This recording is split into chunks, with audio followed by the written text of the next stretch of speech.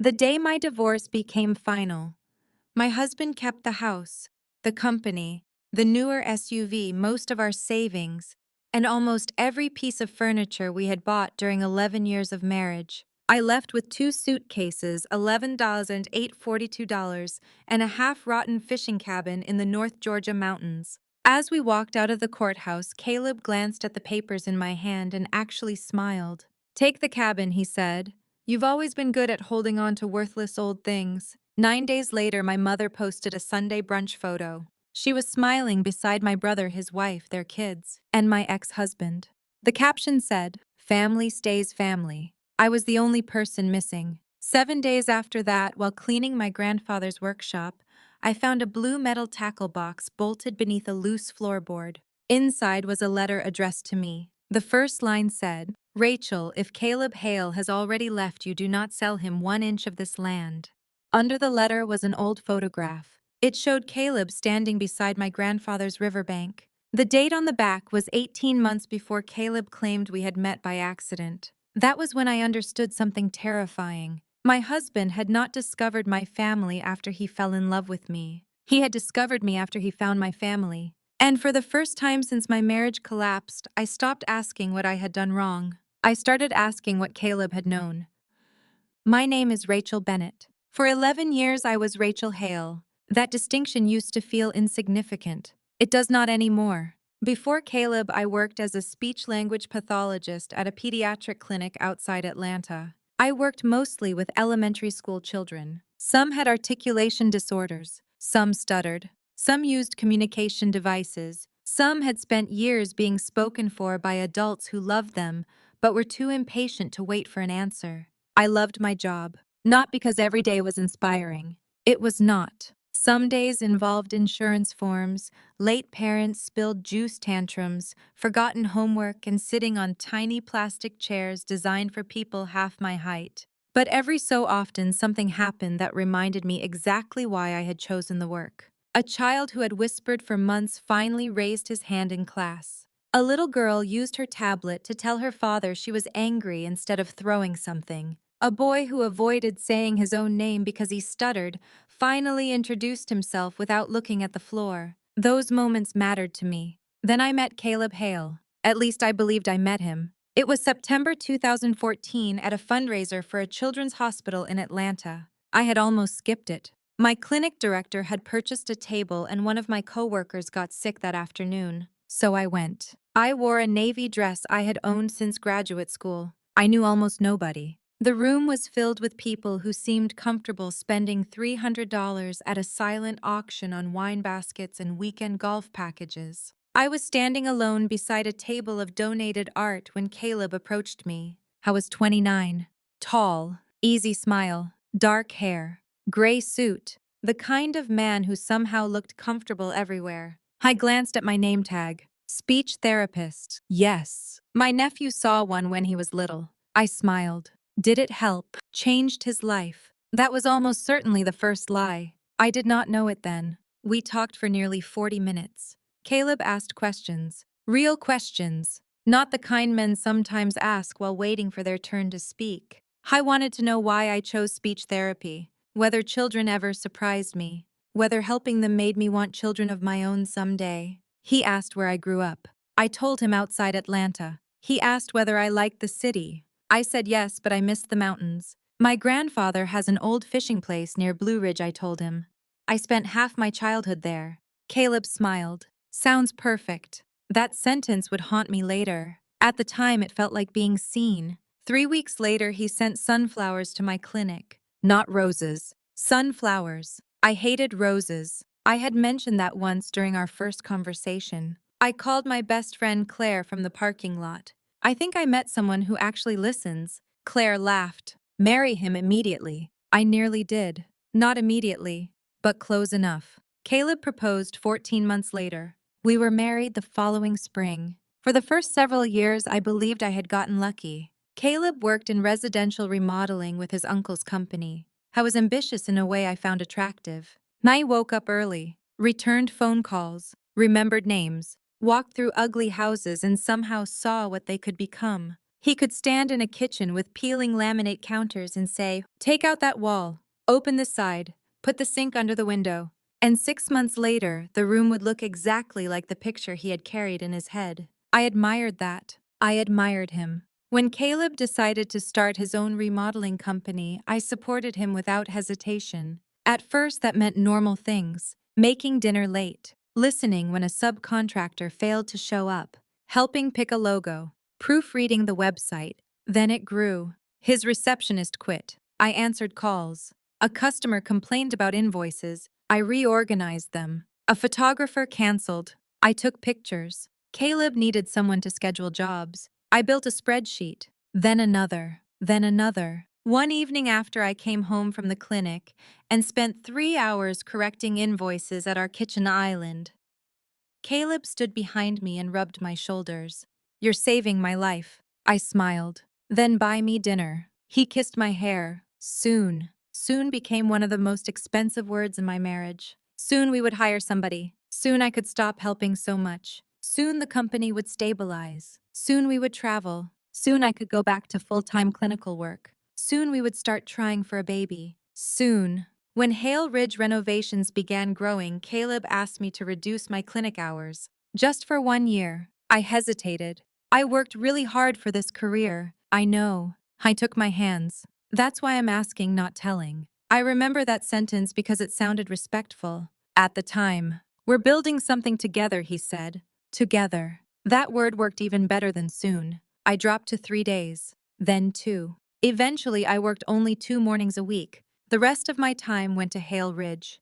Invoices, schedules, client calls, social media, staging, supply runs. Caleb still called it his company when speaking to banks. But when he needed me to cancel dinner plans or work through the weekend, it became ours. I never questioned the difference. Not until the marriage ended.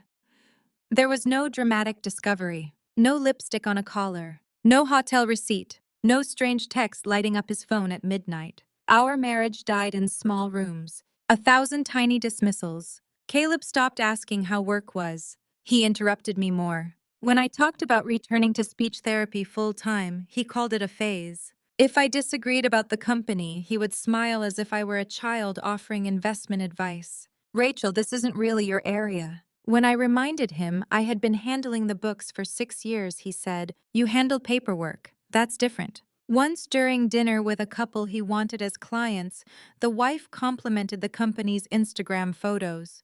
Caleb laughed. "Rachel loves playing marketing director." Playing. I sat beside him smiling. That night I told him the comment hurt. He sighed. "Do we really have to turn everything into something?" I apologized. That became common too. I would be hurt. Caleb would be annoyed that I was hurt. Then I would apologize for making the evening difficult. My mother loved him. That mattered more than I realized. Marcia Bennett believed strongly in 2 things: a clean kitchen and successful men. She liked Caleb because he seemed decisive, practical, forward-thinking. Those were her favorite words. If Caleb and I disagreed during Sunday dinner, Mom usually found a way to translate his side into something more reasonable. "He's thinking long-term, Rachel. He runs a company. He has to be realistic. You've always been more emotional." She did not mean emotional as a compliment. My younger brother Evan learned long ago to stay out of our mother's way. How was not cruel to me. Mostly he was comfortable. Mom had helped with his college tuition, then his down payment, then the first business he tried. When it failed, she helped with the second. Whenever I pointed out the difference, Mom reminded me, "You've always been my independent one." For years, I accepted that as praise. Later, I understood what it really meant. "You need less, because I have decided you are the one who receives less." Grandpa Walt hated that phrase. One Thanksgiving, Mom called me independent after explaining why she had loaned Evan $20,000 but could not help me replace a dying car. Grandpa looked up from his mashed potatoes. "Independent people still notice when you forget them." Mom went silent. I wanted to disappear under the table. That was Grandpa. Han rarely made things easier, but sometimes he made them true. The end of my marriage began on a Tuesday night. Caleb came home after 10. I was loading the dishwasher. He loosened his tie and stood across the kitchen. "I don't think I'm happy anymore." That was it. Not, we're struggling. Not, then we talk. Not, I'm scared we're losing each other. Just, I don't think I'm happy anymore. I held a white dinner plate between both hands. Since when? He sighed. I would come to hate that sigh. It was the sound Caleb made whenever my feelings threatened to take too long. A while. Is there somebody else? No. I later learned he had been seeing a woman casually. But I do not make her important in this story, because she was not the reason my marriage ended. She was simply evidence that Caleb had already emotionally moved into his next life before telling me I no longer belonged in the current one. We tried counseling twice. Caleb said the therapist took everything I said personally. The therapist was not taking anything personally. I was. And Caleb was irritated about it. 2 months later, he filed.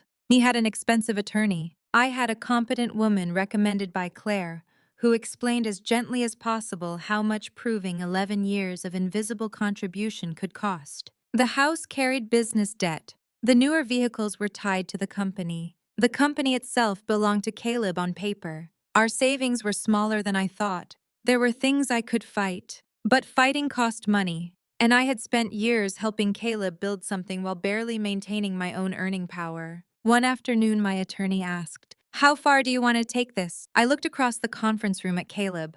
I was checking email. He looked bored, not guilty, not devastated, bored. That hurt more than anger would have. I looked at the amount remaining in my personal account. I thought about 6 more months, maybe a year, more fees, more meetings, more nights staring at the ceiling. And I said, I want out. For months, I believed that meant Caleb won. I know better now. The one thing he did not want was my grandfather's cabin. Grandpa had died 3 years earlier. The cabin sat near a bend in the Toccoa River outside Blue Ridge, Georgia. It had a sagging porch, a rust-streaked metal roof, old plumbing, a window unit that rattled like it was trying to escape the wall. Caleb hated staying there. No reliable cell signal, no luxury mattress, no restaurant delivery, no neighbors he could impress. During the divorce, my attorney mentioned the cabin. Caleb barely looked up. She can have it. Then he smiled. She likes sentimental things. Outside the courthouse, he made the comment that would later return to me almost every time I walked across Bennett's Bend. Take the cabin, he said. You've always been good at holding on to worthless old things. Then he walked away carrying our wedding photograph in a cardboard box. Claire helped me pack. Everything I owned fit into her Subaru and the rental car I had for the week. Halfway through the kitchen, I found a ceramic coffee mug I had given Caleb for our 7th anniversary. Still my favorite person. I dropped it in the trash. Claire looked at me. Finally, I laughed. It came out strange. Half laugh, half sob. She hugged me. You're coming home with me. I'm going to Blue Ridge. Rachel, I need somewhere that doesn't know me as his wife. Claire studied me. You know that cabin probably has snakes. I'll take snakes. That's how bad things are. Yes, she nodded. Call me when you get there. I did. 2 hours later, I turned onto Grandpa's gravel road. The mountains were darkening under an October sky. Branches scraped the rental car. The driveway was worse than I remembered. At the bottom, the cabin appeared through trees. Gray siding, green metal roof, stone chimney, crooked porch. Behind it, the river moved through the woods. I parked. Then I put my forehead against the steering wheel and cried. I cried because the house in Atlanta was no longer mine. Because Caleb had once kissed me in that kitchen. Because I still knew which side of the bed he slept on. Because people can hurt you terribly without becoming strangers inside your memory. I cried because part of me still wanted him to call and say, I made a mistake. Eventually, the car became cold. I wiped my face, grabbed Grandpa's key, walked to the cabin. The front door stuck. I shoved once. Nothing. Twice. The door opened. Dust floated through the late afternoon light. Grandpa's red plaid jacket still hung by the entry. His boots were under the bench. A jar of peppermints sat beside an old telephone. And taped to the refrigerator was a photograph of me at 9 years old holding a trout. I had wet sneakers, sunburned cheeks, 2 missing teeth, and a smile so wide I barely recognized myself. I stood there for a long time, then whispered, What happened to you? The little girl did not answer. So I started cleaning. For the first 3 days, cleaning saved me. Dust did not lie. Mold did not manipulate. A broken hinge did not tell you that you were overreacting when you said it was broken. Things either worked or they did not. I liked that. I threw away expired food, washed curtains, opened windows, vacuumed spiders, bought bleach, groceries, batteries, a cheap drill set, and a notebook. At the top of the notebook, I wrote, "Yeah." Every expense went underneath. Groceries 47.62, hardware 68 t, gas 30 wall, coffee 8. I had never been poor, but I had never felt rich either. Caleb handled the larger numbers. I handled the details. Now every number belonged to me. That terrified me. The second evening my mother called. "Are you still up there?" "No, hello." "Yes." "Rachel, be reasonable." There it was. About what? "Evan has a finished basement." I closed my eyes. "I'm not sleeping in Evan's basement. It has a full bathroom. Does Evan know you're offering it?" Silence. I almost smiled. "Mom, I'm trying to help. Did you ask if I have heat here?" "Well, do you? Did you ask if I have food?" Another pause. Then her voice sharpened. "You don't have to turn every conversation into an accusation." My pain had become bad manners. "I'm tired. I know this is difficult." "No, you know it's inconvenient." "Rachel, I'm going to bed." Before I could hang up, she said, "I saw Caleb yesterday." My hand tightened around the phone. "Why?" "He stopped by." "Why?" "I wanted to make sure I was okay." I almost laughed. Caleb had visited my mother alone twice in 11 years. Now, 1 week after divorcing me, he had suddenly become concerned about her emotional well-being. "Hun feels terrible," Mom said. "That must be hard. You don't need to become bitter." There it was. The word women in my family received when anger became inconvenient. I hung up. The following Sunday morning, my phone buzzed. Mom had posted photographs. Brunch. Her dining room. Evan. His wife. Their 2 children. And Caleb. My ex-husband sat in my old chair. Not literally my assigned chair. Families rarely announce those things. But everybody has one. Mine had always been beside the window. Caleb was there, coffee in his hand, smiling beside my brother. Mom's caption: "Family stays family. Fresh beginnings for everyone." I stared at the photo until my coffee went cold. Nobody had invited me. Nobody had even told me they were having brunch. 9 days after my divorce, my husband still had a place at my mother's table. I did not. That was the moment I learned erasure is usually quiet. Nobody says, "You are no longer part of us." They just keep taking photographs without you. A text arrived from Mom 20 minutes later. "Please don't make the brunch into something. Caleb is still family to us. You're the one choosing to stay away." That one hurt. I read it 3 times. Then I put my phone face down, went outside, and repaired Grandpa's porch. I had taught me to use a drill when I was 12. Caleb used to laugh when I tried helping on job sites. Let the professionals handle it. That morning I removed 2 rotten boards. The first replacement took 48 minutes. The second took 25. By sunset I had done 4. They were not perfect, but when I stood on them they held my weight. That mattered. The next morning I did something even more important. I called my old clinic. A woman answered. Bright Path Pediatrics. "Hi, is Denise there?" A few seconds later, my former supervisor came on. "Rachel." My throat tightened. "Hi." I heard. Of course she had.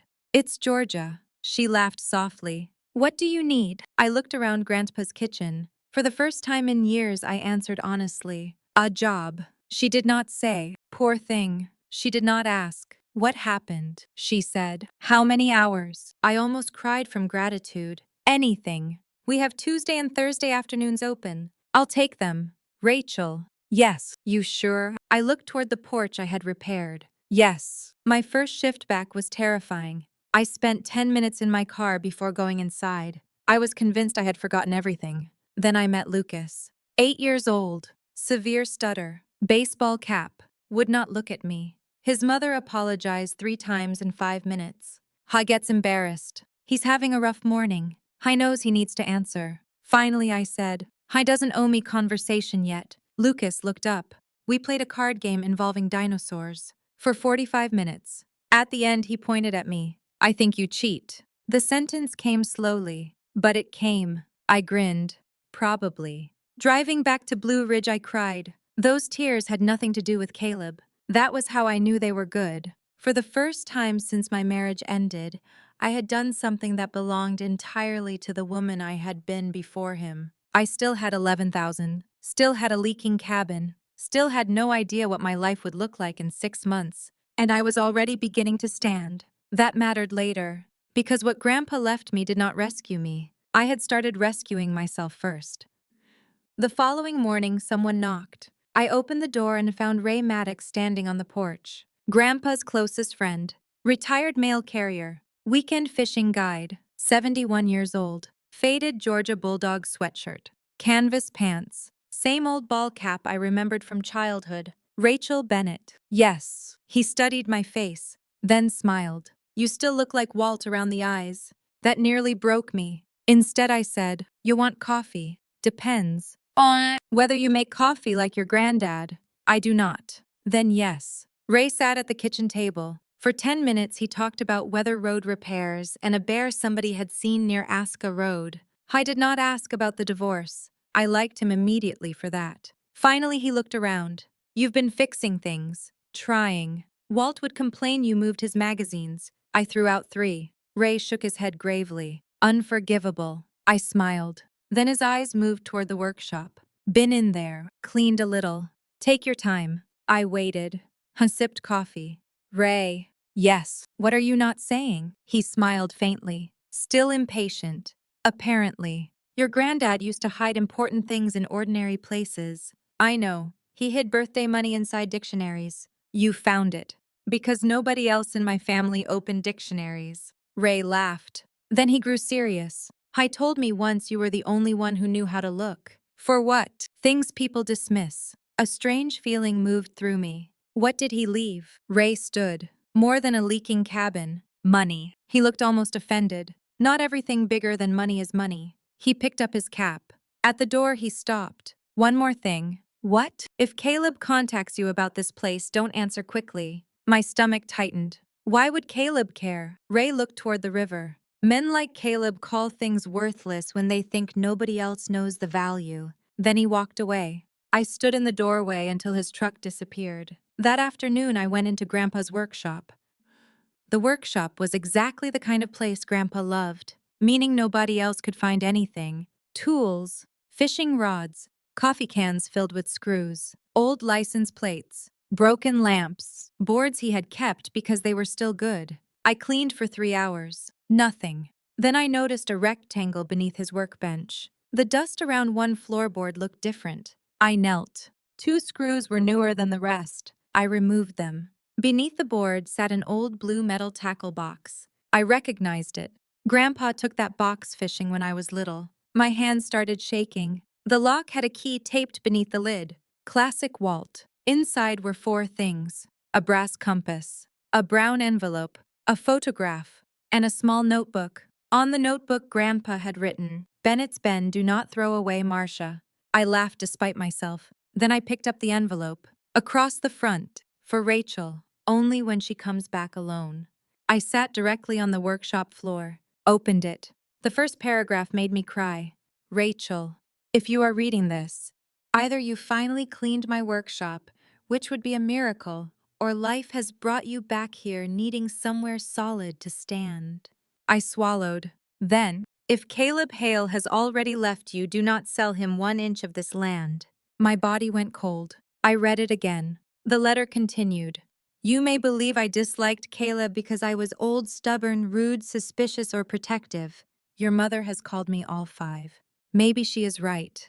But I knew his face before you brought him here. I reached for the photograph. Caleb stood beside a white pickup near the river, younger, but unmistakable. On the back, March 17, 2013. Asking Ray about road access and river depth. Hale family. I stared at the date. September 2018. That was when Caleb and I met. 18 months later. The workshop suddenly felt too small. I opened Grandpa's notebook. Most entries were ordinary. Fence, rain, river level, taxes, names. Then, March 17, young Hale asking about North Road. March 19, Ray says they want cabin development.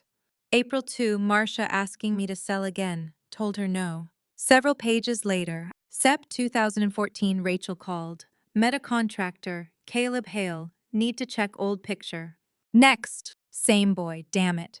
I covered my mouth. Then, Rachel sounds happy. Do not ruin happiness because I am suspicious. Watch. The next year, Caleb asks too much about acreage, road, utilities, never asks about fishing. And then the sentence I remembered from an engagement weekend. That boy measures the shoreline, not the sunset. Grandpa had said it aloud. I had gotten angry. Then you please try to like him? Grandpa shrugged. I'm trying to know him. You don't know him. No, he said. Then he looked at me. Neither do you. I did not speak to him for 12 days. Now I sat on his workshop floor wishing I could give those 12 days back. At the bottom of the tackle box was another envelope. Take the brass key to Mountain Community Bank. Do not take Caleb. Do not take Marcia. Take Ray if you are scared. I looked at Mom's name. Why not Marcia? My phone buzzed. Caleb. Heard you're still at Walt's place. We should talk before you put money into it. That property isn't worth fixing. Another message followed. There may be options for the surrounding land you don't understand yet. Call me. For 11 years, Caleb had been the person who knew. I knew business, money, construction, mortgages, real estate. I knew which restaurant to choose, which car to buy, what repairs mattered, what questions were stupid. Whenever I disagreed, he smiled. Rachel, trust me. Sitting beside Grandpa's tackle box, I finally understood that Caleb's greatest power had never been knowing more. It was making me afraid to trust what I knew. I did not call him. The bank manager knew Grandpa. Apparently everybody did. She gave me a green folder and said, Walter came every February. Same coat, same hat, same complaint about check fees. That sounds right. He always asked if you'd been here. What did you say? That you hadn't. She smiled sadly. He'd say good, means she still has somewhere else she wants to be. I looked down. I expected me after my marriage failed. I hoped he was wrong. Inside the folder were maps. Not dramatic deeds. Not some treasure chest. Just maps and a short summary of land Grandpa had accumulated over decades. I already knew he had pieces of wood surrounding the cabin. At least I thought I knew. Whenever paperwork arrived after his death, I had assumed it involved a few unusable parcels, taxes, old timber acreage, and river access. Caleb had once glanced at one notice and said, probably steep land nobody can build on. I believed him. The maps showed something different. 21 acres, 14, 32, 9, 17, 25. Some wooded, some steep, some ordinary, but connected. 118 acres wrapping around Bennett's Bend. The manager slid a simple valuation summary toward me. I read the range, then read it again. Approximately 3.8 million to 4.6 million. I laughed. She looked concerned. I'm sorry. I laughed harder. A week earlier, I had stood in Walmart debating whether I could afford a $12 bath mat. Now somebody was telling me Grandpa's scattered worthless woods were worth millions. But the number was not the most important part. The bank manager sent me to a surveyor Grandpa trusted. He worked above a feed store. Maps covered the walls. I did not bury me in legal language. He showed me 3 things. First, Grandpa had intentionally kept the surrounding land under a family arrangement separate from the cabin. I had inherited responsibility for it after his death. But routine maintenance and leases had continued automatically because I had never stepped in. Second, the 118 acres mattered because they connected. And third, one narrow strip mattered more than everything else. The north access, an old gravel road from the county highway down toward the river. Then he unrolled an 8-year-old site plan. At the top, Riverstone Ridge, 32 upscale vacation cabins, wedding pavilion, restaurant, private river launch, parking, clubhouse. The logo in the corner belonged to Hale & Sons Development, Caleb's uncle. I stared at the page. The surveyor pointed to the road. They could build parts of Riverstone without your grandfather. Then he traced the north access with one finger. But not the project they wanted. Why? Best road grade, best utility route, best river approach. I looked at me. They needed this. Grandpa owned it. Now I controlled it. My phone rang. Caleb, I answered. Rachel. The warmth appeared instantly. Hey, 11 years and he could still manufacture tenderness on command. Hi. I've been trying to reach you. I noticed. Your mom said you're still up there. Yes. You talked to anybody local? I looked at the maps. No. A pause. Good. Why good? No reason. Then, I just don't want someone taking advantage of you. For years, I would have heard protection. Now I heard instruction. Stay ignorant. I appreciate that. He relaxed. We should meet. Why? I know somebody who might take the land off your hands. How much? What? How much? He hesitated. Most of that acreage is steep wooded or difficult to use. Realistically, maybe 400,000 depending on what's included. There it was. 400,000 for land worth several million. But more importantly, for the one access road his dream project could not function without. Sounds generous, I said. It is. I'll think about it. That's all I'm asking. He hung up relieved. I sat staring at the phone. For the first time in our marriage, or after it, I knew something Caleb did not know I knew. The feeling was not revenge. Not yet. It was balance.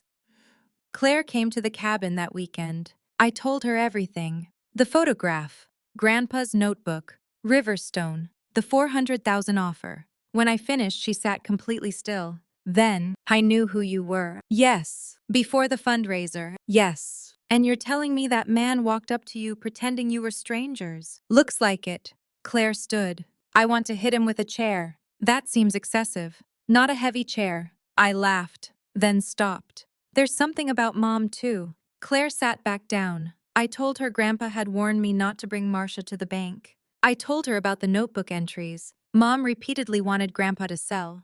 Claire stared into her coffee. You think she knew about Caleb? Yes. No. You sound sure. My mother can be controlling, judgmental, terrible with boundaries. But I don't think she handed me to Caleb. What do you think happened? I think she believed Grandpa was stupid for not selling. That sounds like Marcia. She probably tried to force the issue. Also sounds like Marcia. And somehow that information reached Caleb's family. Claire leaned back. Your family has a serious addiction to calling greed practical. I laughed. Then my phone rang. Mom. I almost ignored it. Claire pointed. Answer. I did. Why aren't you returning Caleb's calls? No hello. I looked at Claire. She mouthed. Of course. Why does Caleb discuss my phone habits with you? He's worried. About me. About you making a bad decision. There it was. What decision? The property. I said nothing. Mom continued. He says someone may be willing to give you real money for that place. Real money. Rachel. How much did he tell you? I didn't say. He offered 400,000. Mom inhaled. That's a lot of money. I looked at Claire. She rolled her eyes. Mom, did you know? Grandpa owned more than the cabin. I knew there was land. How much? I don't know. Did you ever try to sell it? Silence. Mom, your grandfather and I disagreed. That wasn't my question. Her voice sharpened. I was trying to help him. Did he ask you to? I was living in a house with a leaking roof while sitting on property he refused to use, so you tried to sell it. I talked to someone. Who? Silence. Mom. Linda Pierce. I knew the name. Caleb had mentioned her. His uncle used her on land deals. My stomach dropped. What did you give Linda? Nothing important. What? Old maps. Claire's eyes widened. I stood slowly. Did Grandpa give you permission? No. Did he know? Eventually. And he overreacted. I laughed. It came out sharp. You went through his paperwork and gave property maps to a realtor after he told you he didn't want to sell. I was worried about him. Being worried didn't give you the right. Rachel, you were 22. You have no idea how difficult he was. And you were his daughter, not his owner. Mom went silent. That was the first time I had ever spoken to her that way. My heart pounded, but I did not apologize. She said, this is exactly what I was afraid of. What? That you'd go up there, surround yourself with Ray, and all those people who thought your grandfather was some kind of saint and turn against your own family. The sentence hurt. Then I heard what was inside it. Not concern. Fear of losing authority. I'm not turning against anyone. You're becoming angry. No, I looked out toward the river. I think I've been angry for years. Mom sighed. There you go. I finished. I'm just finally becoming observant. Then I hung up. Claire stared at me. Who are you? I smiled shakily. I don't know yet. Keep her.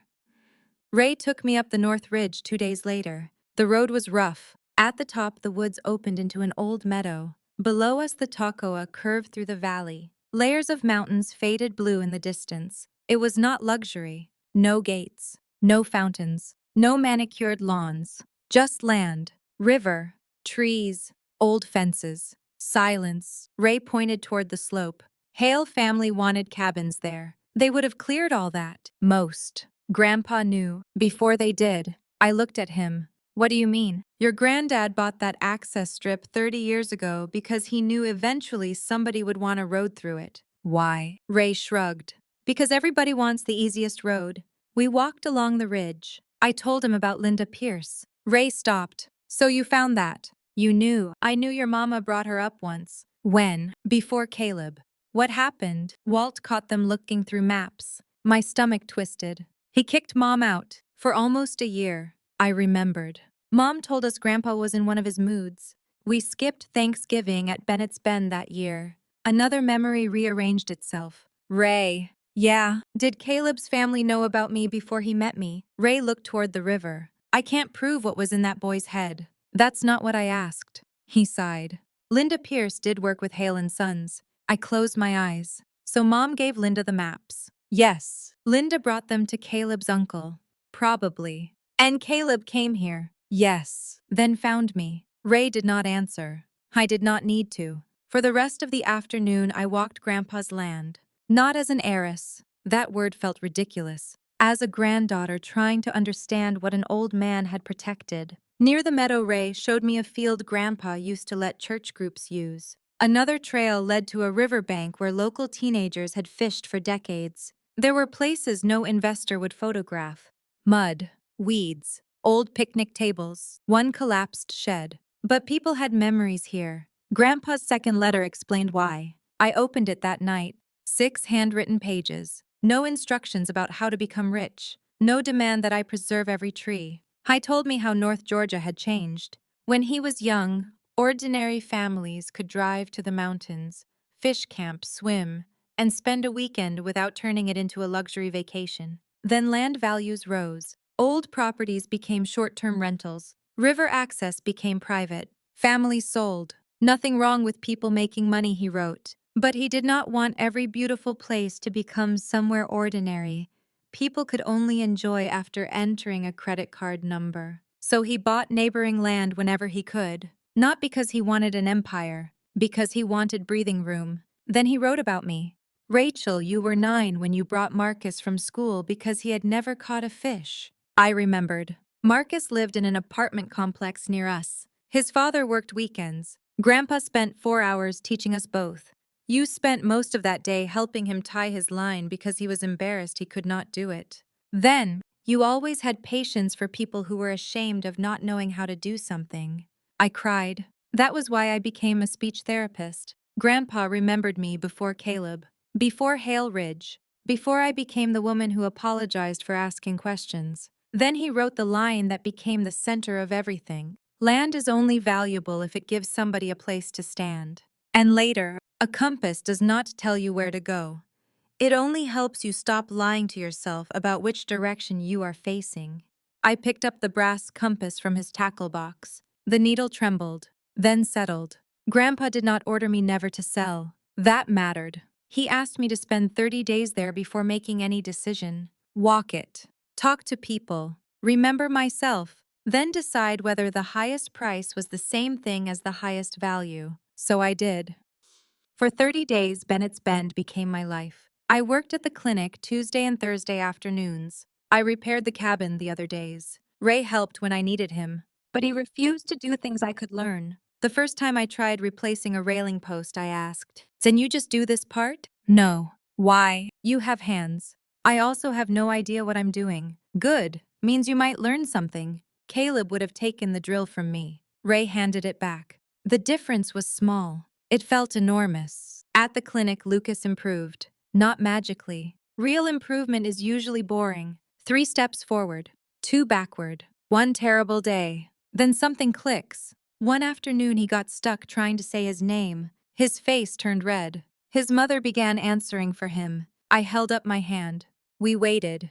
10 seconds. 15. Lucas finally pushed through. Lucas. I smiled. His mother cried. Driving home, I thought about waiting, about how many people had answered for me because I took too long to find the words. Caleb.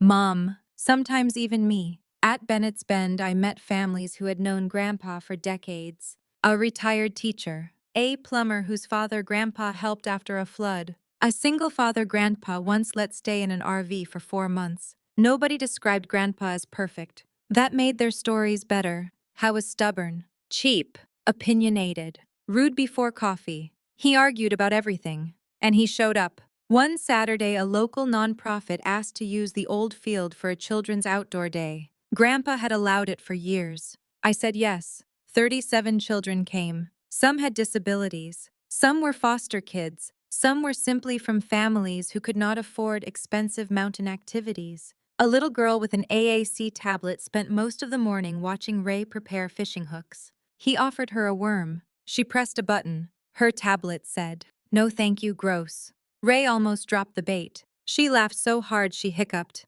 So did I. That evening after everyone left, I stood alone in the field.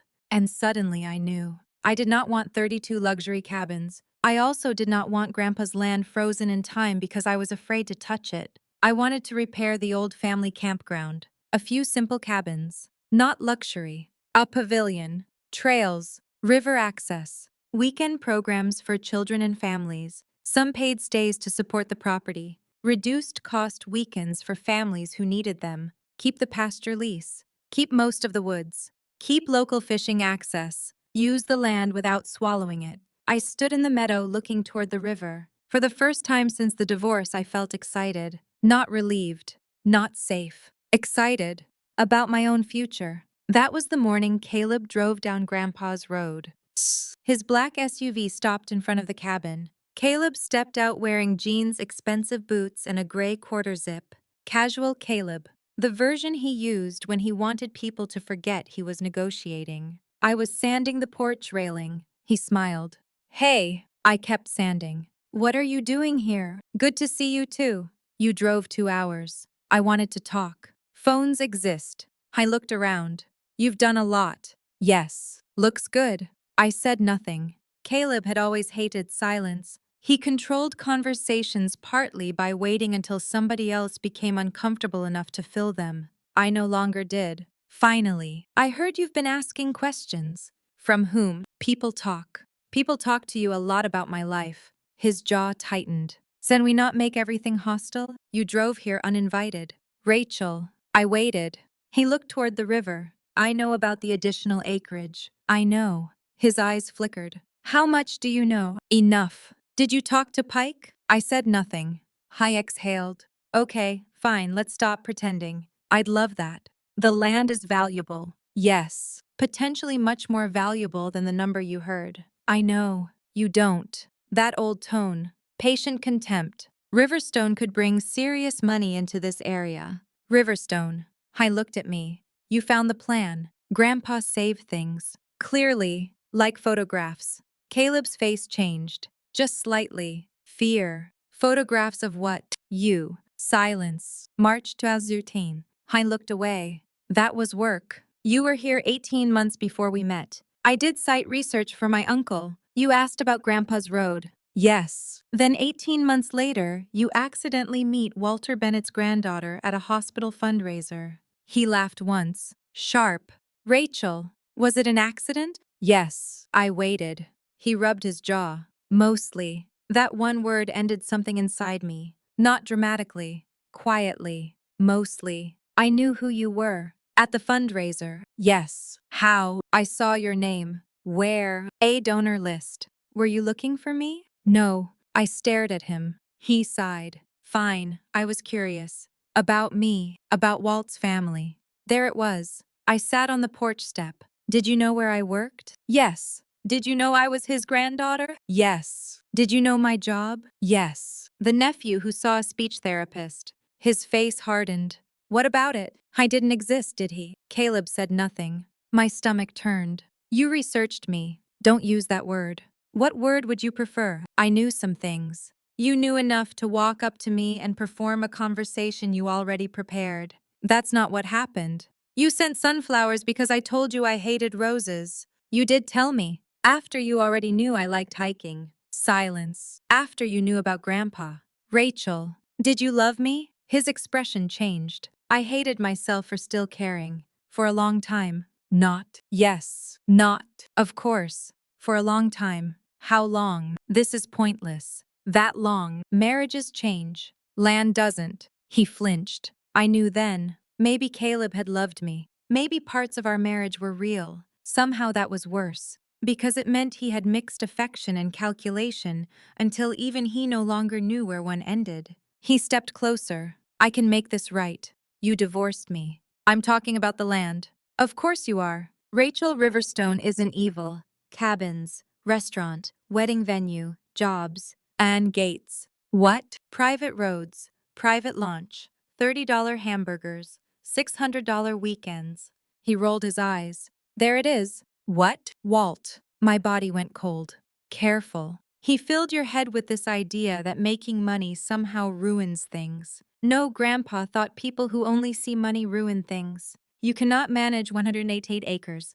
There it was. The mask slipped. You couldn't keep up with Hale Ridge without me, Caleb said. I stared at him. What? You handled invoices and schedules.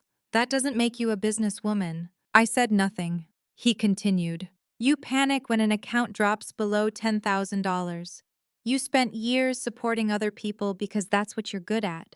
The sentence landed exactly where he wanted it to. You were always good at supporting people, Rachel. He stepped closer. That doesn't mean you know how to lead anything. There it was. The cruelest thing he could say. Because he had spent 11 years benefiting from my support, then used my sacrifice as evidence of my inferiority. There was a time I would have broken. Instead, I looked at him. You're right about one thing. His shoulders relaxed. I don't know how to do everything. He almost smiled. So let me, but I'm learning. The smile disappeared. And unlike you, I'm not ashamed to say I don't know something. Rachel, I've already gone back to work. That surprised him. To the clinic. Yes. He actually looked offended. You went back to speech therapy. Yes. You hated working there. No. I stared directly at him. I hated helping Hale Ridge. I went silent. That was the first time I had said it aloud. And the moment I did, I knew it was true. He recovered quickly. Fine. Great. Good for you. But that doesn't change the land. No, I can help you turn it into something valuable. It's already valuable. You know what I mean. I do. His voice sharpened. Don't be stupid. The words hung between us. Not. Think carefully. Not. Please listen. Don't be stupid. I stood. Get off my property. His face darkened. You are going to let hurt feelings cost you millions. I looked toward the river. I already let my feelings cost me 11 years. Then back at him. Not again. I walked toward the SUV. At the door, he turned. You'll call when reality sets in. I smiled. No, Caleb. What? I think reality is the first thing that's finally set in. I left. My legs started shaking after the SUV disappeared. I sat on the porch. 20 minutes later, Ray showed up. I looked at my face. You okay? No. He nodded. Good answer. I started crying. I wanted him to say it wasn't true. Ray sat beside me. I know. I wanted the beginning to be mine. I understood. The fundraiser, sunflowers, the first date, the rainstorm when Caleb drove across Atlanta just to see me. I wanted those memories back. Ray rested both hands on his knees. Rachel, I wiped my face. Somebody lying when they knock on your door doesn't make the house they entered worthless. I looked at him. What does that mean? You loved honestly. He looked toward the river. That part was yours. It was the first answer that helped. Caleb's motives did not determine the value of what I gave. I had loved honestly, worked honestly, sacrificed honestly. His failure to respect those things belonged to him, not me. Mom's 65th birthday was 3 weeks later. I almost did not go. She sent a text. Sunday, 5 p.m. Family dinner for my birthday. Please come. No drama. No drama. Of course. My mother's version of peace had always required the injured person to arrive quietly. Evan texted separately. Please come. She will make the rest of us miserable if you don't. I wrote, Who is coming? He replied, Use Aunt Carol, a few people. I should have asked a better question. When I walked into Mom's house Sunday afternoon, 12 people were already there. My aunt, 2 cousins, Evan, his wife, a family friend, Mom, and Caleb. I was sitting in my old chair beside the window. For 1 second, I honestly thought about turning around. Mom saw me. Good. Not. Rachel. Not. I'm glad you came. Good. As though I had complied with a summons. I looked at Caleb, then at her. What is he doing here? Mom lowered her voice. Please don't start. I asked a question. It's my birthday. Caleb stood. I can leave. I looked at him. Then leave. Mom snapped. Rachel. The room quieted. She glanced toward the dining table where other relatives were pretending not to listen. Then we behave like adults for one evening. I almost laughed. Did you invite him to ambush me about the land? Her face told me the answer. Caleb stepped in. Marcia thought it might help if we talked with family around. With witnesses. Support. Who's? He sighed. Mom touched my arm. Rachel, he has a reasonable solution. There it was. Reasonable. I looked at her. This is your birthday dinner. Then we sit down. I should have left. The old Rachel would have stayed because leaving would create a scene. The new Rachel stayed because for once I wanted the scene. We sat. Caleb beside Mom. I sat across from him. Dinner began awkwardly. Chicken, potatoes, salad. My aunt tried talking about a neighbor's new roof. Nobody listened. Finally, Mom put down her fork. Okay, Evan muttered. Here we go. Mom ignored him. I don't want fighting. Then why is Caleb here? I asked. Because he has information you should hear. I looked at Caleb. Go ahead. He leaned forward. Riverstone can still happen. Nobody else understood. My cousin asked. What's Riverstone? Caleb answered like he was presenting to investors. A mountain cabin community planned years ago near Bennett's Bend. Aunt Carol smiled. Rachel's granddad's place. Yes, Mom added. It could be very valuable. I waited. Caleb looked at me. I've been trying to explain that Rachel does not need to take on the burden of managing all that land herself. Burden. Mom nodded. She has work, the cabin, taxes. I looked at her. You know nothing about the taxes. She flushed. Caleb continued. There are experienced people willing to buy. My brother asked. How much land? 118 acres, I said. The table went quiet. Evan blinked. Grandpa had 118 acres. Yes. Mom looked uncomfortable. Aunt Carol whispered. I knew he had woods, not that much. Caleb leaned back. A lot of it is steep or unusable. There it was. The sales pitch. Exactly, Mom said. Which is why holding it because of sentimental attachment may not be wise. I looked at Caleb. Did you tell Mom your reasonable offer? His face changed. Mom frowned. What offer? I smiled slightly.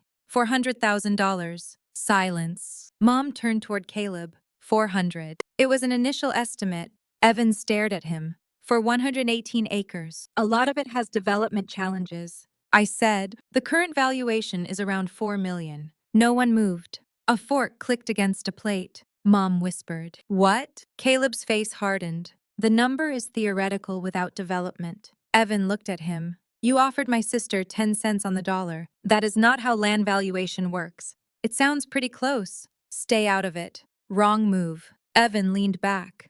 No. Caleb looked at him. What? She's my sister. For most of my life, Evan had survived family conflict by staying neutral. Hearing those words shocked me. Caleb laughed once. Your sister has no idea what she's doing. There it was. In front of everybody. Mom said. Caleb. But he was angry now. Charm was slipping. She doesn't, he continued. Rachel is a speech therapist. She handled scheduling for my company. That doesn't qualify her to manage a $4 million property. I watched him. He looked at the table, at my relatives, at people who had known me before him. And he made the mistake I needed him to make. I tried to make me small in public. Rachel couldn't even handle Hale Ridge without me, he said. I almost smiled. Because for once he had given me the perfect opening. You're right. The room shifted. Caleb looked surprised. There are a lot of things I don't know. His shoulders relaxed. Mom looked relieved. Then I continued. But there is one thing I understand perfectly. Caleb's face tightened. Your entire Riverstone project needs the North Access Road. No one spoke. And the river corridor. His jaw clenched. Rachel. And you don't own either one. Mom looked between us. What does that mean? I answered without taking my eyes off Caleb. It means he doesn't need all 118 acres. Caleb was silent. He needs one narrow piece. Evan looked at him. The road. Yes, I continued. The thing Caleb has been trying to buy for $400,000 happens to control the thing his project cannot work without. Mom's face changed. She turned toward him. You told me you were helping her. Caleb exhaled. I am trying to create a solution that benefits everybody. Everybody. My voice stayed calm. Did you tell them you were at Bennett's Bend in 2013? The room went completely still. Caleb looked at me. Mom frowned. What? I took a folded copy of the photograph from my purse. Not because I planned some courtroom presentation, because I knew Caleb would deny it. I put the photograph on the table. Evan picked it up. That's Caleb. Yes. When? 18 months before Caleb and I met. Mom looked at Caleb. He said nothing. I continued. His uncle wanted Grandpa's land. Mom's face drained. Linda. Exactly. She understood before I even said it. I looked at her. You gave Linda Pierce Grandpa's maps. Aunt Carol stared at Mom. You did what? Mom whispered. I was trying to help Dad. I did not raise my voice. I told you no. She looked down. I know. You gave her the maps anyway. I was scared, Rachel. Being scared didn't give you the right. Mom's eyes filled. For once, she did not argue. I turned back to Caleb. Linda worked with Hale and Sons. He said nothing. Your uncle got the maps. Silence. You came to Blue Ridge. He stared at the table. Then you found me. Caleb finally spoke. I did not find you. You knew my name. Yes. You knew where I worked. Yes. You knew Grandpa was my grandfather. Yes. Mom looked at him like she no longer recognized him. You told us you met by chance. We met at the fundraiser. That isn't what she asked, Evan said. Caleb's face hardened. He looked directly at me. Fine. There it was. The crack. I knew who she was. Nobody moved. Caleb continued. I knew who Rachel was before I walked over. Aunt Carol whispered, "Oh my God." Mom covered her mouth. I felt surprisingly calm. Maybe because I had already lived this moment alone. The rest of them were only catching up. Caleb looked around the table. So what? That was the sentence. The one that destroyed whatever sympathy remained. I knew who she was. I was curious. We talked. We dated. We fell in love. We were married 11 years. Are you all seriously acting like I ran some elaborate con? I looked at him. Did you tell me? No. Did you tell me you had been on Grandpa's property? No. Did you tell me your family wanted his land? No. Did you tell me Riverstone still mattered to you? It didn't for years. Until Grandpa died. Silence. Mom looked at him. Caleb. I ignored her. This is exactly why Rachel is not qualified to make this decision. She is angry. Everything is emotional. There it was. Mom's word. Caleb's word. The word used whenever I became inconvenient. I smiled. Actually, this is the least emotional decision I've made in 11 years. He laughed. You are about to destroy a multi-million-dollar opportunity because your feelings are hurt. No. I leaned forward. I'm protecting the one thing your entire project still needs. Caleb stared at me. What? I let the silence sit. Then, my yes. Nobody moved. You spent 11 years teaching me that your judgment mattered more than mine. His jaw tightened. You treated every question like proof I was incapable. Rachel, you found me because of Grandpa's land.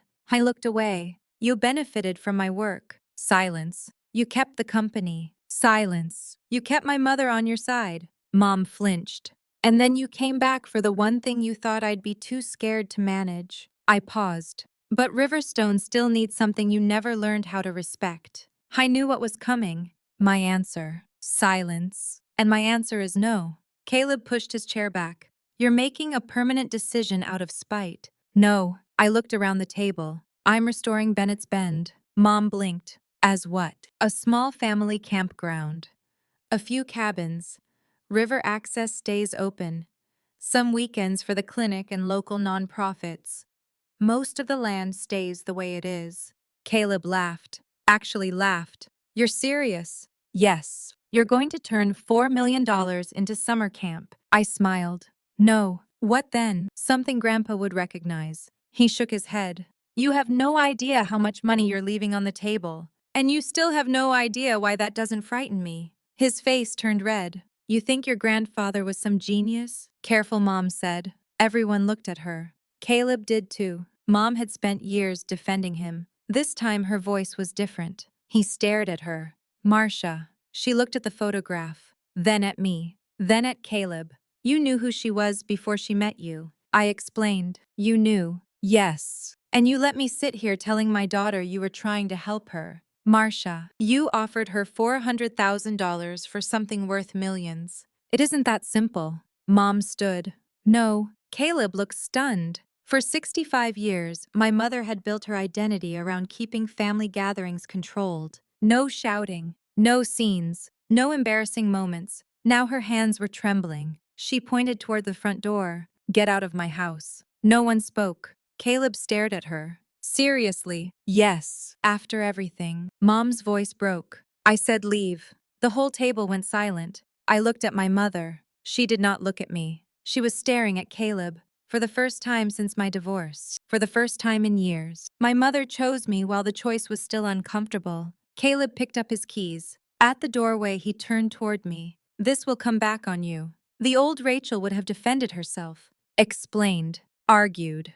The new Rachel simply said, "Good night, Caleb."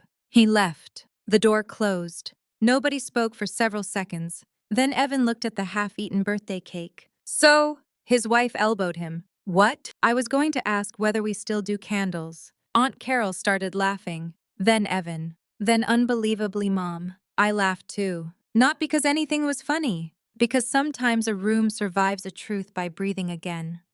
I left Mom's house early. She followed me to the driveway. Rachel. I turned. Her eyes were swollen. I'm sorry. I waited. For tonight. For more than tonight. The old version of me would have helped her. Completed the apology. Said, "It's okay. You meant well. We all make mistakes." Instead, I let her do the work. She looked down. I gave Linda those maps because I thought Dad was being foolish. I said nothing. I was scared he'd die and leave a mess. Silence. I wanted the land converted into money because money made sense to me. She wiped her face. I told myself I was helping. I looked at her. Being scared didn't give you the right. I know. The words did not come easily. That made them believable. I kept thinking if you would just be practical, everything would be easier. For who? She closed her eyes. For me. There it was. The apology I needed. Not. I did my best. Not. You're too sensitive. Not. I'm sorry you feel that way. For me. I needed you after the divorce, I said. She nodded. No. I stepped closer. I need you to actually hear that. She looked at me. I needed my mother. Her face crumpled. And instead you had brunch with Caleb. I know. You posted family stays family. I know. You told me I was choosing to stay away. I know. You told me not to be bitter. Tears ran down her face. I know. I took a breath. I didn't need you to hate him. She nodded. I needed you to choose me once. That broke her. She covered her mouth. For several seconds we stood beneath the porch light. Then she whispered, "I'm sorry." I believed her. That did not mean everything healed. Forgiveness and restoration are not the same thing. I love you, I said. I love you too. But we're not going back. Her eyes lifted. What do you mean? I don't want the old relationship. That hurt her. I saw it. I want a better one. She swallowed. Is that possible? I thought about Grandpa. About leaving the porch light on. I think so. Then I hugged her. Not because everything was fixed. Because it was finally honest. 3 days later, Caleb called. I almost ignored him. Then I answered. What? His voice was tight. Did you contact Riverstone's partners? No. Did Pike? I don't know. Someone told them you won't sell the access. I won't. Silence. Do you understand what you just did? I walked out onto Grandpa's porch. The river was high from rain. What did I do? They're backing out. There it was. Not some vague future consequence. Now. His project. His investors. His promise. Collapsing because the one thing he never controlled was mine. They were only in because I told them access was workable. I looked at the brass compass sitting beside Grandpa's old coffee mug. You told them something you didn't own was workable. Don't do that. Do what? Turn this into some moral lesson. I'm not. You are costing me a major deal. I almost laughed. No, Caleb. What? You cost yourself the deal when you promised something that was never yours. Silence. You could fix this with one signature. No. Rachel. No. Stop saying that. The irony almost took my breath away. I smiled. No, he exhaled sharply. This is revenge. It really isn't. Then what is it? I looked toward the river. A decision. You're enjoying this. I thought carefully. I'm enjoying finally being allowed to make one. I hung up. A week later, Riverstone's development partner withdrew. Not because I destroyed Caleb, because they were not willing to build a major project around land access they did not control. Hale Ridge did not collapse overnight. Caleb did not become homeless. I did not lose everything. Real life is rarely that neat. But the project he had quietly wanted for more than a decade died. The company downsized. Caleb sold the black SUV. Several planned expansion jobs disappeared. He survived. So did I. That mattered. Because revenge did not need to mean Caleb losing his life. It meant he could no longer build his future through mine. Bennett's Bend changed slowly. That was important too. No dramatic renovation montage. No millionaire makeover. I repaired things in stages. The first cabin got a new roof, then plumbing, then heat. The second took months. We kept the old stone fire rings, Grandpa's mismatched chairs, the wooden sign by the driveway, Bennett's Bend. Under it. Leave it better than you found it. I worked 4 days a week at the clinic by spring. Not because I desperately needed every paycheck, because I wanted my work back. That distinction changed everything. Lucas continued coming. One afternoon, his mother asked, "Are you staying this time?" I smiled. Yes. She had no idea why the question mattered. A few weekends each month, families came to Bennett's Bend. Some paid full price, some did not. The local nonprofit used the field. We added a simple, accessible path toward the river. Nothing fancy. Nothing Instagram perfect. That was the point. Ray complained about almost every improvement, then bragged about them to everyone. One little girl who used an AAC tablet returned for another fishing day. The moment she saw Ray, she pressed 2 buttons. Her device announced, "Worm Man." Ray looked personally betrayed. "You've been practicing that," she grinned. I laughed until my stomach hurt. For years, Hale Ridge had taught me that value meant more square footage, better finishes, higher margins, bigger contracts. Bennett's Bend taught me something simpler. Sometimes value is a child laughing beside a river because nobody is rushing her to speak faster. Evan visited more often. One afternoon, his kids were skipping rocks while we sat on the porch. He stared at the river. "I owe you an apology." "For which decade?" He laughed. "Fair. Then, I let Mom treat you like the difficult one." "I was difficult sometimes." "Not like that." I waited.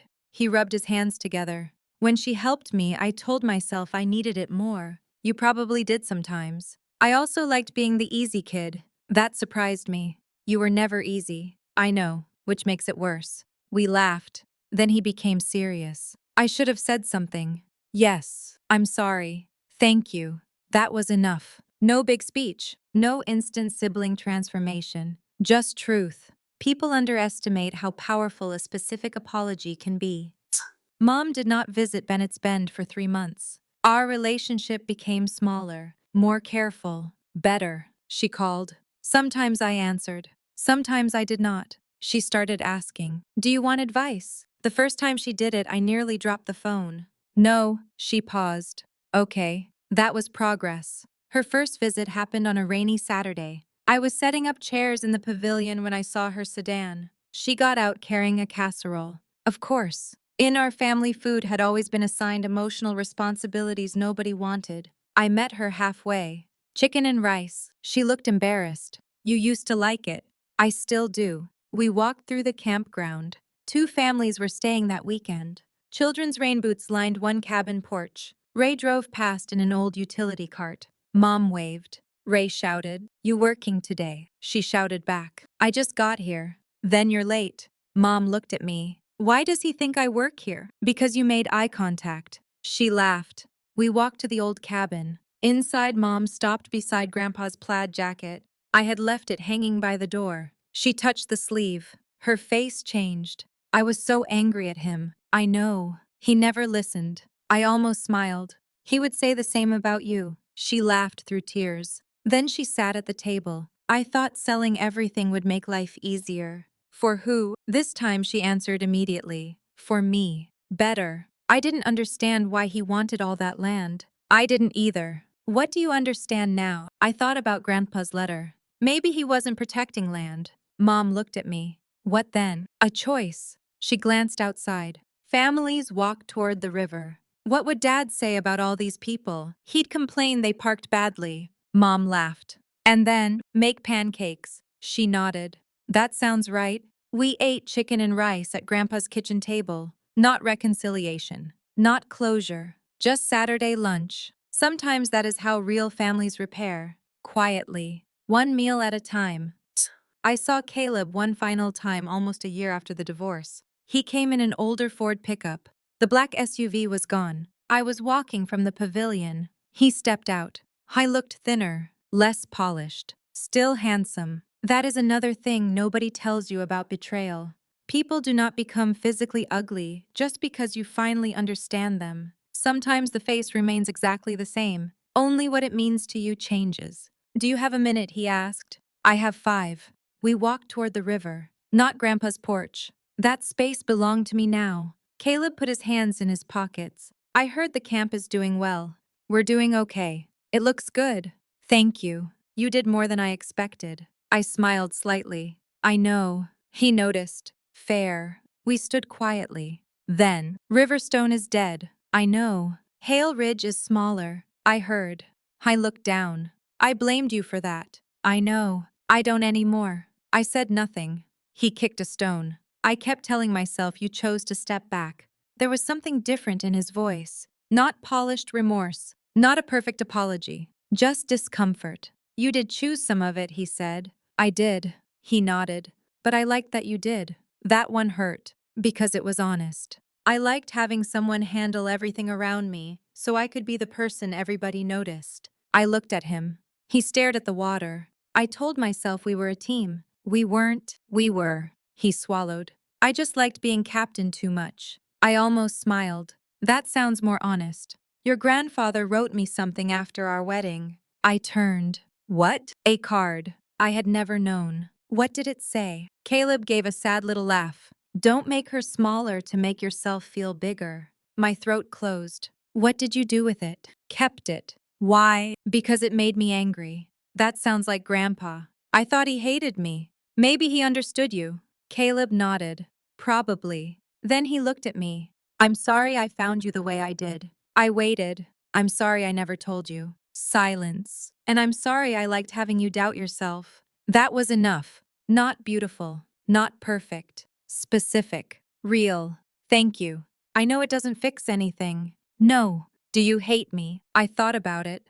No. He looked surprised. I did for a while. What changed? I got busy. He laughed. A real laugh. For a second I remembered the man I once loved. Then the moment passed. Not bitterly. Just naturally. He nodded toward the cabins. You're keeping all of it. For now. You could still sell for a fortune. I know. Does that ever tempt you? Of course. That surprised him. I'm not Grandpa. He smiled. No, I might sell pieces someday. I might change things. I don't know. Then what was all this about? I looked at the river. Getting to be the one who decides. Caleb understood. Maybe for the first time. He nodded. Goodbye, Rachel. Goodbye, Caleb. He walked back to his truck. I did not watch him disappear. A family had just arrived. Their youngest boy jumped out before his father finished parking. Is this where we get to fish? I turned toward him. Yes. And that was where my attention went. 1 year after the divorce, I found Grandpa's letter again while cleaning the workshop. The brass compass was beside it. I carried both down to the river. October had returned. Red leaves, gold leaves, cold air. The same water moving around the same rocks. I sat on a flat stone, then reread the final paragraph. Rachel, I cannot tell you who deserves to be called family. Blood gets used as an excuse for too much. Marriage gets used as an excuse for too much. Watch who respects your no. Watch who makes room for your voice. Watch who still values you when you are no longer useful to them. Those people are your family. I lowered the letter. For years I thought dignity meant not breaking. I was wrong. I broke completely. I cried on kitchen floors, counted grocery money, doubted myself. Stayed too long. Trusted the wrong people. Ignored things I should have questioned. None of that took away my dignity. Dignity was what happened when I stopped asking the people who hurt me to decide whether my pain was reasonable. Grandpa left me 118 acres, but that was not the inheritance that changed me. He left me somewhere solid enough to hear my own voice again. Somewhere I could say, no, and discover the world did not end. Somewhere my mother could learn that love without respect becomes control. Somewhere my brother could learn neutrality is still a choice. Somewhere Caleb could finally hear an answer he could not negotiate. Somewhere children who struggled to speak could take as long as they needed. Grandpa had written, "Land is only valuable if it gives somebody a place to stand." I finally understood. Bennett's Bend gave me mine. I picked up his brass compass. The needle moved, shivered, then settled north. A compass does not tell you where to go. Grandpa was right. It only tells you which direction you are actually facing. A year earlier, Caleb walked away believing he had left me with the worthless thing. A leaking cabin, old woods, river mud, a broken porch. I was wrong about the land. But that was not his biggest mistake. His biggest mistake was spending 11 years making me smaller and assuming that when he finally left I would stay that size. I didn't. And in the end, the thing that destroyed his plan was not a lawyer, not a lawsuit, not some secret contract. It was the one thing he had never learned to respect when we were married. My answer: no. So let me ask you this. If you discovered that your spouse knew what your family owned before they ever knew you, would you ever believe the love was real? Because I eventually stopped needing an answer to that question. The more important one was whether I was real before him. And after 11 years of forgetting, I finally knew. I was. And I was enough.